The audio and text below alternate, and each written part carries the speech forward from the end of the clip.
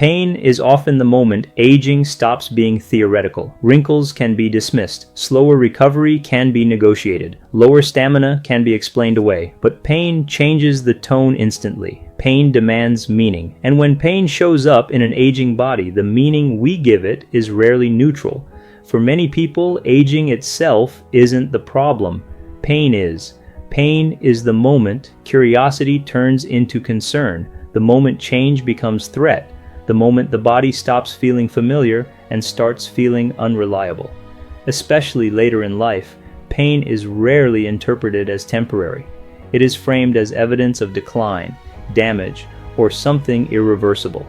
Pain doesn't just hurt, it rewrites the future. Pain feels louder as we age. One of the quiet truths medicine struggles to explain is that pain often becomes more noticeable with age, even when tissue damage does not.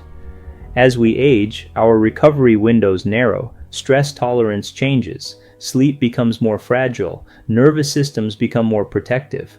Pain becomes easier to evoke, not because the body is broken, but because the system is responding to accumulated context. The problem isn't pain. The problem is how pain is interpreted. When pain loses context, it becomes a verdict. In younger bodies, pain is often framed as temporary. In aging bodies, pain becomes explanatory. This hurts because it's degenerating. This is just wear and tear. This is what getting older feels like. Context collapses. Pain stops being information and becomes a verdict about what's coming next. That's when fear enters.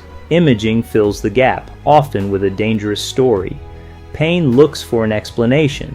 Imaging offers one. Scans reveal changes that are common, age-related, and often poorly correlated with pain. But once pain and imaging meet, a powerful story forms. This hurts because something is deteriorating. It feels logical, but it is often wrong in the ways that matter most. Pain does not require severe damage, and damage does not require pain. But once context is lost, correlation becomes conviction. The real harm isn't pain, it's what pain teaches. When pain is framed as damage, people adapt accordingly. They move less, they load less, they explore less, they trust less. The nervous system interprets this as confirmation of threat. Pain grows louder, sensitivity increases, confidence erodes, not because aging accelerated, but because fear did.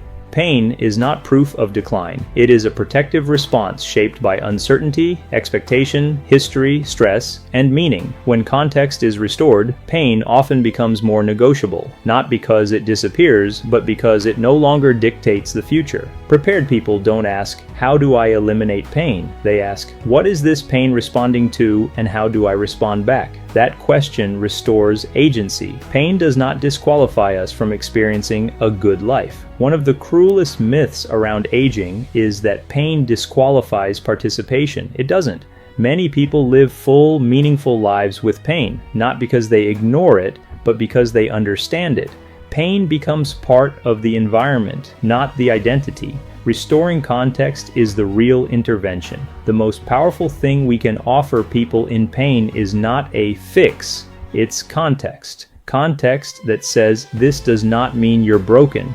This does not predict collapse. This does not define what's possible. When context returns, fear loosens its grip, and adaptation becomes possible again. Pain is not the enemy of aging. Fear is. Pain, when understood, can coexist with movement, meaning, and agency. Pain becomes dangerous only when it is stripped of context and made to stand in for the future.